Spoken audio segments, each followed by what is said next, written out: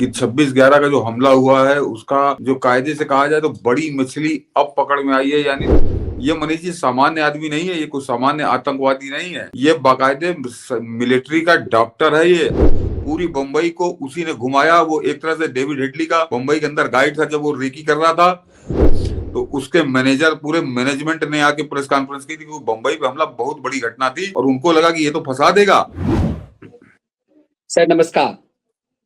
नमस्कार मनीष जी, दर्शकों को भी नमस्कार। सर हम अक्सर प्रधानमंत्री मोदी के लिए कहते हैं कि ये मोदी दुश्मनों को अंत तक नहीं छोड़ते, चाहे वो दुश्मन कोई भी हो।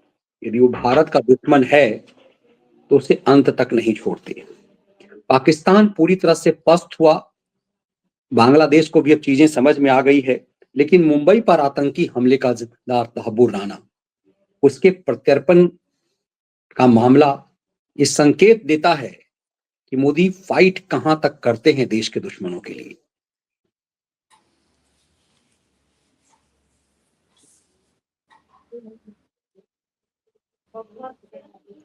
जी नमस्कार मनीष जी, दर्शकों को भी नमस्कार। मैंने कहा कि सर मोदी दुश्मनों को अब अंत तक पीछा नहीं करते। मुंबई पर आतंकी हमला के लिए कई बार हम लोगों ने पूरा इसका विश्लेषण किया कि कैसे भारत सरकार, तब की मनमोहनी सरकार, डरती रही पाकिस्तान के साथ। और जब वो गुजरात के मुख्यमंत्री थे तब भी वह कहा करते थे कब तक प्रेम पत्र भेजोगे। और उसके बाद जब भारत के प्रधानमंत्री वो बने कि तमाम चीजें सलटती चली गई। अब ये कि 26/11/2008 का जो आतंकी हमला था, उसके आतंकी अब घसीटे जा रहे हैं। पहले मनीष जी खबर दिखा दीजिए कि उसको अब अमेरिका से वो आ रहा है, उसको पूरी आखिरी जो उसकी बाधा थी वो भी आज पार हो गई। तो आज पहले साल में बहुत बड़ी खुशखबरी भारत को ये मिली है कि 26/11 का जो हमला हुआ है उसका जो कायदे से कहा जाए तो बड़ी मछली अब पकड़ में आई है। यानी 2008 से 2024 16 साल बाद एक बड़ी मछली भारत के हाथ लगेगी, जिसमें फोटो है मनीष जी, ये केवल इतना दिखा दीजिए। ये खबर जो है ये कि भारत को मिली बड़ी कामयाबी, 26/11 मुंबई हमले के आरोपी तहव्वुर राणा के प्रत्यर्पण का रास्ता साफ, अमेरिका ने दे दी मंजूरी। और पाकिस्तानी मूल का कारोबारी तहव्वुर राणा को जल्द अमेरिका से भारत लाया जाएगा। अमेरिका की अदालत में अपने प्रत्यर्पण की मंजूरी दे दी है। और राणा 26/11 मुंबई हमले का आरोप है।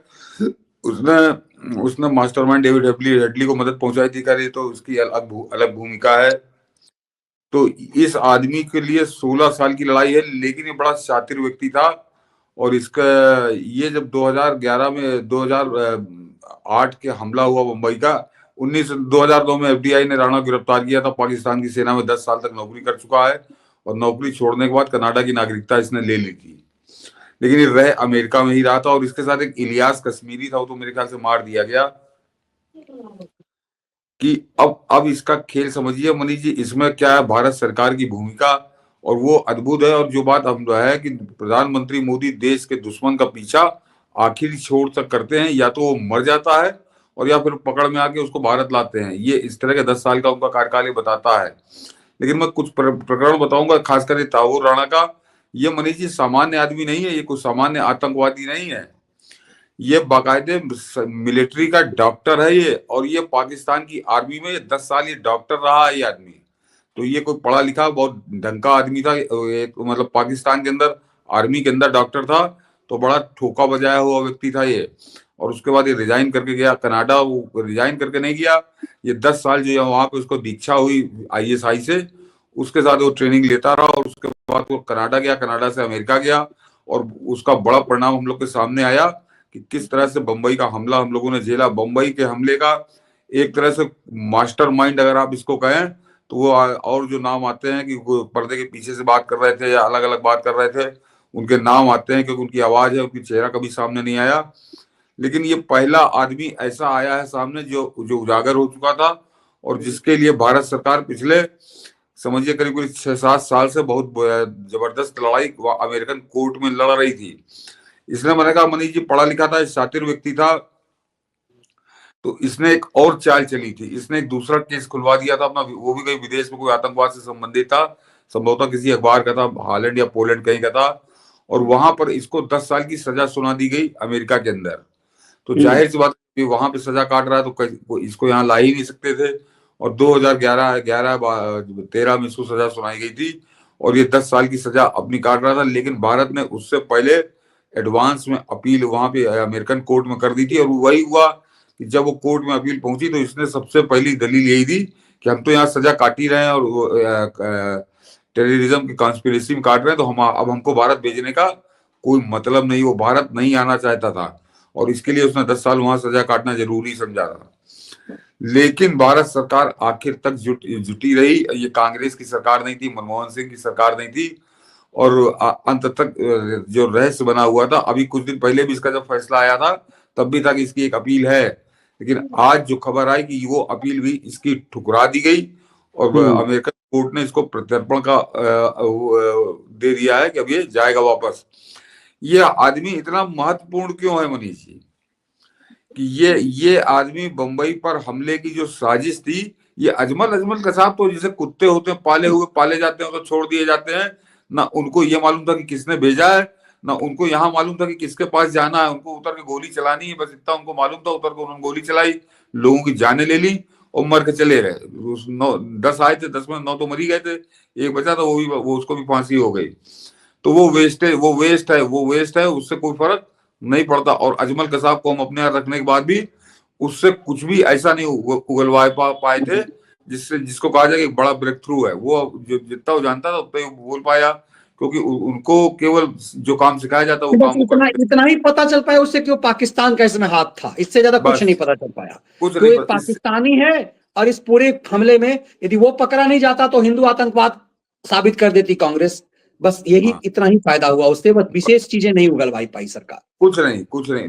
लेकिन ये तहव्वुर राणा का जिस दिन ये भारत की धरती पे कदम रखेगा, बहुत बड़ा कदम होगा, और ये बहुत ऐतिहासिक सफलता होगी भारत की आतंकवाद के खिलाफ और घरेलू आतंकवाद के खिलाफ। क्योंकि ये आदमी बंबई हमले के शुरुआत से जुड़ा हुआ था, ये उसका मास्टरमाइंड था। डेविड हेडली जिसकी बात हम लोग करते हैं, 30 साल से वहां जो बंद है अमेरिका के अंदर, उसका भी मास्टर ये आदमी था। तो इसके दिमाग में तो पहले से था कि करना क्या है और होना क्या है वो भारत के अंदर, और उसकी प्लानिंग में जुटा हुआ था। यानी 26/11 का हमला 2008 में हुआ है, ये 2003 और 4 से जुड़ा हुआ, तो 5 साल पहले से ये प्लानिंग बना रहा था कि दिल्ली के बंबई में या हिंदुस्तान में कुछ बड़ा करना है, और उस बड़े के लिए इसने हेडली को तैयार किया। हेडली का ये बचपने का दोस्त है। तो अब और हेडली की पूरी जो गतिविधि है, वो हेडली वहां 30 साल की सजा काट रहा है, तो हेडली की जो पूरी गतिविधि है वो इसके टिप्स पे है, इसके कहने पर वो अपने आप को संचालित कर रहा था। तो ये आईएसआई का बड़ा खास मोहरा, इसको समझिए। और उसके अलावा हेडली यहाँ हिंदुस्तान में किन किन लोगों से मिलता था, किन पर्पस से मिलता था, क्यों मिलता था, तो ये सारी जानकारी इस तहव्वुर राणा के पास है। और मैंने कहा ना कि घरेलू आतंकवाद, कि यहाँ पर जैसे एक नाम तो मुझे जब भी कभी बंबई हमले की बात आती है तो मेरे दिमाग में हमेशा वो नाम हथौड़े की तरह चोट करता है। वो है महेश भट्ट का लौंडा, राहुल भट्ट इसका नाम है। क्योंकि वो पूरी तरह से नंगा हो चुका था, पूरा खुल चुका था। डेविड हेडली ने बाद में उसको कहा कि नहीं उसको कुछ नहीं मालूम था, लेकिन एक आतंकवादी के इतना कह देने से वो बरी नहीं हो जाता, क्योंकि वो कई मोर्चे में पकड़ा गया था। वो लगातार पूरी बंबई को उसी ने घुमाया। वो एक तरह से डेविड हेडली का बंबई के अंदर गाइड था जब वो रेकी कर रहा था, और उसके बाद उसका बड़ा गहरा दोस्त था वो। और उस अपने संबंधों को लेकर राहुल भट्ट ने जो झूठ बोला मनीष जी, वो अपने आप में बता देता है कि इसका मतलब झूठ बोलने का मतलब क्या है। एक तो राहुल भट्ट का झूठ, और दूसरे महेश भट्ट ने जो मनमोहन सिंह को चिट्ठी लिखी थी, वो मर के चले गए मनमोहन सिंह, जिनको बड़ा महान पूरा देश बता रहा है, कि वो मैं पहले भी एक बार जिक्र कर चुका हूं जब इसी मुंबई हमले की बात हो रही थी, कि महेश भट्ट की जो जब राहुल भट्ट को एजेंसियों ने पकड़ लिया और उसको अपने हिरासत में लेकर इस पर लठ चलना शुरू हुए, तो महेश भट्ट ने उसी दिन मनमोहन सिंह को ईमेल भेजा कि मेरे लड़के को पकड़ा गया है, ये मेरे साथ विश्वासघात है। ये विश्वासघात का क्या मतलब हुआ मनीष जी? इसका मतलब कुछ चीजें दोनों पार्टियों की सदाबदी थी, और उसके तहत वो काम कर रहा था। विश्वासघात में बड़ा अंतर है दर्शक, उस शब्द को समझिए कि मेरे साथ विश्वासघात है। और जो भारत का प्रधानमंत्री वो खाली बैठा था कि जैसे ही महेश भट्ट की चिट्ठी पहुंची और उसने तत्काल जवाब दिया घंटे भर के अंदर कि मैंने चिदम्बरम से बात कर ली है और वो अभी आदेश वो दे रहे हैं, और राहुल भट्ट छोड़ दिया गया। उसके ऊपर कोई मुकदमा नहीं चला, बंबई हमले का कोई मुकदमा राहुल भट्ट पे नहीं चला, उसकी कोई जांच नहीं हुई। उसने जो कुछ कहा उसको सच मान लिया गया। लेकिन तब सरकार कांग्रेस की थी और वो बड़े आरोप उसके ऊपर हैं। लेकिन अब सरकार बदली हुई है और एक जिंदा सबूत आ रहा है। तो नरेंद्र मोदी जो प्राणपण से लगे हुए थे उसके पीछे, उसका कारण आप समझिए। और वो जो चुनाव के दौरान कहते कुछ बड़े फैसले होंगे तो जरा तहव्वुर राणा को यहाँ आने दीजिए। बहुत से लोगों की आज सांस ऊपर की ऊपर और नीचे की नीचे रह गई होगी, क्योंकि ये जानकार आदमी आ रहा है, गोली चलाने वाला आदमी नहीं आ रहा, ये गोली चलवाने वाला आदमी आ रहा है कि जिसने बंबई के अंदर गोली चलवाई थी, लोगों की जानें लोगों से लिवाई थी। और ये इस आदमी के लिए मतलब पिछले 6-7 साल से बिल्कुल शांति के साथ कोई उसको जान नहीं रहा था। मैं इस आदमी को बहुत पहले से फॉलो कर रहा हूँ मनीष जी, जब इसका नाम उभरा था 2010-11 में।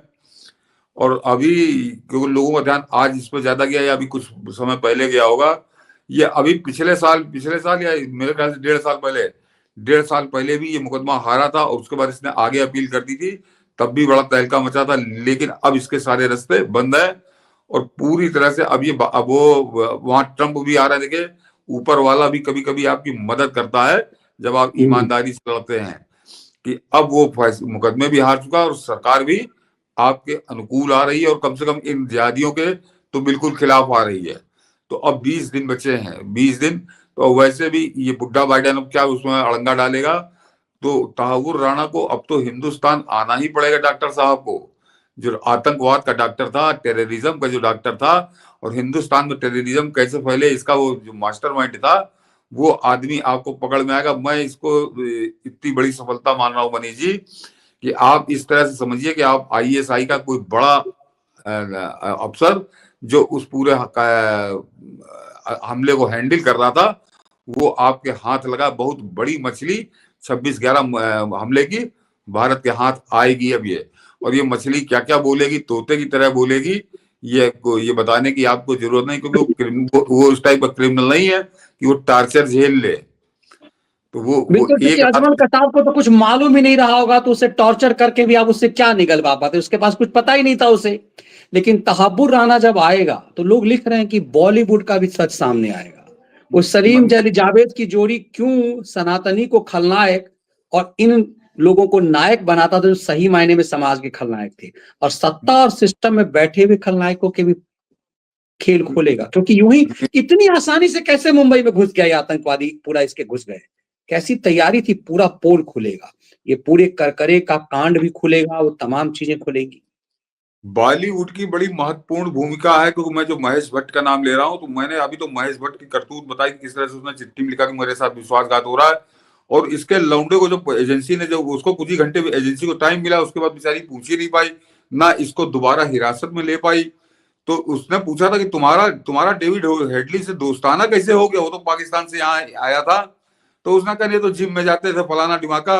और जब उसका स्टेटमेंट छपा तो जिम जो प्रतीश नंदी जो हिंदुस्तान इलिस्ट्रेटेड वीकली के संपादक रहे हैं, उन्हीं की मोक्ष जिम है, वो वही प्रतीश नंदी कम्युनिकेशन उसको चलाता है। तो उसके मैनेजर पूरे मैनेजमेंट ने आके प्रेस कॉन्फ्रेंस की थी कि वो बंबई पे हमला बहुत बड़ी घटना थी और उनको लगा कि ये तो फंसा देगा। तो उन्होंने बाकायदे प्रेस कॉन्फ्रेंस करके मनीष जी कहा था कि इस आदमी का मोक्ष जिम से कोई लेना देना नहीं है, ये आज से कई साल पहले हमारे यहाँ काम करता था और जिस समय ये काम करता था तो उस समय डेविड हेडली हिंदुस्तान में नहीं था। और जब हेडली के साथ इसकी दोस्ती, या हेडली जब हमारे जिम में आता था, तब इसको हमारे यहाँ नौकरी से निकाले कई साल पहले निकाल दिया था। तो अब जो है ये न, अब वो आईपीएस अभी मैं बताता हूं इसमें कि ये तो राहुल भट्ट को मेरे ख्याल से जेल के दरवाजे भट्ट परिवार का इंतजार कर रहे हैं। अब राहुल भट्ट को तो जेल जाना ही होगा किसी भी कीमत पर। और अब वो महेश भट्ट का वो जलवा नहीं है सेकुलरिज्म का कि तुमने प्रधानमंत्री मोदी को तुम ईमेल कर दोगे और 1 घंटे के अंदर तुम्हारा लौंडा छूट जाएगा। और उसके बाद उससे पलटकर एजेंसियां कभी पूछताछ नहीं कर पाई कांग्रेस के शासन में, तो वो नहीं है। तहावुर राणा पुराने पाप खोलेगा और बॉलीवुड के साथ ही साथ सियासत और मीडिया में जो सफेद पोश आतंकवादी बैठे हैं, जो इनको संरक्षण देते हैं, जो इनको पूरी तरह से बैक फायर करते हैं, जिनको कवर फायर देते हैं, उन सबका बहुत बुरी तरह से पर्दाफाश होगा तहावुर राणा को। बस ये ईश्वर से मनाइए कि अब वो सारी औपचारिकताएं पूरी हो गई हैं और उसको आना है। 4 दिन में आता है, 20 दिन में आता है, बस इतनी बात है। अब वहां पर कोई कानूनी बाधा नहीं रह गई, सारी लड़ाई वो लड़ चुका। और ये आप समझिए मनीष जी, मैं दर्शकों से कह रहा हूं कि तहावुर राणा अमेरिका में मुकदमा नहीं लड़ रहा था, उसके लिए पाकिस्तान की सरकार मुकदमा लड़ रही थी। लेकिन उसका दुर्भाग्य है कि उसके सामने भी भारत की सरकार थी, वो पाकिस्तान की सरकार मुकदमा लड़ रही थी, तो भारत की सरकार थी। और प्रधानमंत्री मोदी को सोचिए कि कितने जिद्दी आदमी है कि वो भी सालों उन्होंने मुकदमा लड़ा और उस आदमी को लेकर आ रहे हैं, तो ये भी ईश्वर ने जैसे उन्हीं के नाम लिखा था। तो वो आज की तारीख में तहावुर राणा एक बड़ा का सबसे बड़ा, मैं कह सकता हूँ सबसे बड़ा, कि वो आदमी आज आ रहा है जिंदा सबूत 26/11 हमले का। तो और ये साल के पहले साल का पहला दिन, तो ये एक बड़ी खुशखबरी हिंदुस्तानियों के लिए और खासकर उन लोगों के लिए जिनकी जाने गई थी बंबई हमले में, कि उनका एक वास्तविक अपराधी, असली अपराधी अब वो कानून के दायरे के अंदर होगा हिंदुस्तान के अंदर। और मैं क्यों कह रहा हूं कि प्रधानमंत्री मोदी दुश्मन को, मैं एक घटना बताता हूं, उसमें आप अज्ञात वीर भी आपको याद आ जाएंगे कि आनंद देने वाली घटना है मनीष जी, कि 10 फरवरी 2018 को सुजवान के मिलिट्री कैंप पे हमला हुआ था। और वो भी उन धूर्तों ने, 3 आतंकवादी आए थे, उन धूर्तों ने हमला जो है वो जो मिलिट्री वाले उस कैंप में रहते थे अपने परिवार के साथ, उन परिवारों पर हमला किया था। कई आदमी उन्होंने मार डाले थे, उसमें 5 या 6 तो हमारे सैनिक मरे थे, बाकी उनके परिवार वाले बहुत घायल हुए थे। तो दुर्दांत हमला था वो। और 2018 का वो हमला, उसके बाद आई गई होगी, पता चला पाकिस्तान से आए थे, भाग गए वो। लेकिन चूंकि उस मुठभेड़ में कोई मरा नहीं तो भाग गए थे आतंकवादी। तो कांग्रेस की सरकारों में हम लोगों ने देखा है 2004 से 2014 किस तरह से कितनी घटनाएं हुई, कौन वो सब इधर उधर हो गए। लेकिन उनको प्रधानमंत्री मोदी ने चिन्हित कराया मनीष जी कि आखिर ये है कौन, इसका पूरी हमारी एजेंसियां लगी, उसको बड़ी गजब की कहानी है वो तो पूरा हम लोग एपिसोड हो जाएगा। लेकिन आपको बड़ा संक्षेप में बता रहा हूं कि कैसे उनको चिन्हित किया, समय की चिंता नहीं थी, और उसके बाद बदला कैसे लिया उनसे। तो उसमें जो मेन आदमी था आईएसआई का, वो बहुत बड़ा अफसर था, वो वहां से बैठकर ऑपरेट कर रहा था। तो उसको तो आईएसआई जान चुकी थी कि सरकार बदली हुई और ये बचेगा नहीं, तो उसको तो उन्होंने लौह कवच दे रखा था कि बिल्कुल तुम एकदम उसमें रहोगे सिक्योरिटी कवर में। तो वो पूरे लाव लश्कर के साथ चलता था। तो लेकिन उसके पीछे हमारी एजेंसियां लगी हुई थी। और जो दूसरा जमीनी था जो यहाँ पे हमले में शामिल था, वो जो उसमें सरगना था, और एक उसमें और था, वो मोहम्मद इलियास लंबू करके था, वो अजहर मसूद का रिश्तेदार था। तो वो उसको तो कह एनकाउंटर में 2021 में मारा हमारी एजेंसी ने। लेकिन ये 2 आदमी बचे हुए थे। और आपको ताजुब होगा 2018 से मनीष जी 2023 5 साल एजेंसियां उसके पीछे रही। वो एक बड़ी गजब की स्टोरी है, उसको पढ़िए तो आपको लगेगा जैसे आप कोई वो देख रहे हैं, थ्रिलर देख रहे हैं, कि 5 साल एजेंसियां चैन से नहीं बैठी और उसको ट्रेस किया। वो उसको आईएसआई ने छुपा दिया था कि तुम बिल्कुल बाहर मत निकलना। उसको बाहर निकालने की जो स्टोरी है वो बड़ी गजब की है, कि एक तरह से दाना डालकर उसके सामने मांस का टुकड़ा फेंका गया, कुत्ता बाहर आ गया। और उसके बाद 2023 नवंबर या अक्टूबर में उस आदमी को पीओके के अंदर घुसकर, मनीष जी, पीओके के अंदर घुसकर उसको मारा नहीं, उसको वो गायब हुआ। और गायब होने के बाद जब पाकिस्तानी फौज ने उसको ढूंढना शुरू किया, मैं उसका नाम ख्वाजा कुछ करके नाम था उसका, कि उसको जब सवेरे आईएसआई को और पाकिस्तानी फौज को उसकी लाश मिली तो उसका सर कटा हुआ था। उसको मारकर उसका सर काट के लाया था, सर काट के लाए थे अज्ञात वीर। और वो हिंदुस्तान से ही गए थे, वो कोई वहां पर रुके हुए नहीं थे, वो हिंदुस्तान से ही गए थे, अपनी जान पे खेल के गए थे। सिर्फ इतना पता चल गया था कि ये आदमी उस सुजवान अटैक का जो मास्टरमाइंड है, ये बाहर आ गया, क्योंकि उसके सामने बड़ा गजब का चारा फेंका था कि कोई भी होता तो ललचा कर बाहर आ जाता। और वो बाहर निकला और उसके बाद वो पीओके के अंदर गए, उसके घर के अंदर गए, घर तक गए और घर से उसको निकाल कर लाए और वो गायब हुआ। उसके बाद उसकी सरकटी लाश मिली और वो तीनों आदमी जो हिंदुस्तान के थे वो वापस आ गए, कहीं कुछ पता नहीं चला, वो हाई करके रह गई। और वो जो आईएसआई का अफसर था वो जब रिटायर हो गया तो आईएसआई सोचा कि अब तो काम हो गया, कोई फर्क पड़ता नहीं, 4-5 साल हो गए, अब तो बात आई गई हो गई। और जैसे ही वो रिटायर होकर उसने दूसरे डिपार्टमेंट में उसको आर्मी ने एडजस्ट किया, 1 महीना नहीं गुजरा और उसको गोलियों से भून दिया गया लाहौर के अंदर। तो प्रधानमंत्री मोदी दुश्मन का पीछा आखिर दम तक करते हैं, ये मेरा बताना था। और तैमूर राणा आज इसके तारीफ हुआ है। और वो जो उसका तो नाम मुझे याद है, जिसको मारा था 2024 में मारा गया है, जिस समय हम लोग अज्ञात वीर वाला हुड़दंग कर रहे थे, पूरा देश कर रहा था, वो अज्ञात वीरों का ही वो भी निशाना था। वो भी आज तक पकड़ में नहीं आया कि उसको 4 लोगों ने घेर कर इतनी बुरी ताबड़तोड़ गोलियां चलाई थी कि बचने की कोई गुंजाइश रहे ना। आमिर हमजा नाम था उसका, आमिर हमजा। तो वो तो बड़ा, उसको छुपा ही नहीं सकता था पाकिस्तान। वो जिस मैं सरकटा वाला बता रहा हूँ उसको तो ज्यादा नहीं रोया गया, उन्होंने बात वहीं खत्म कर दी। लेकिन आमिर हमजा को तो बड़ी सड़क पर रोक के गोलियों से भून दिया गया था। और ये 2024 में हुआ था, जनवरी में मेरे ख्याल से है कि आप 10 फरवरी 2018 की घटना थी। और उसके लिए उनको ढूंढ रहे थे और 6 साल तक हमारी एजेंसियां ढूंढती रही। तो ये है प्रधानमंत्री मोदी इस देश का।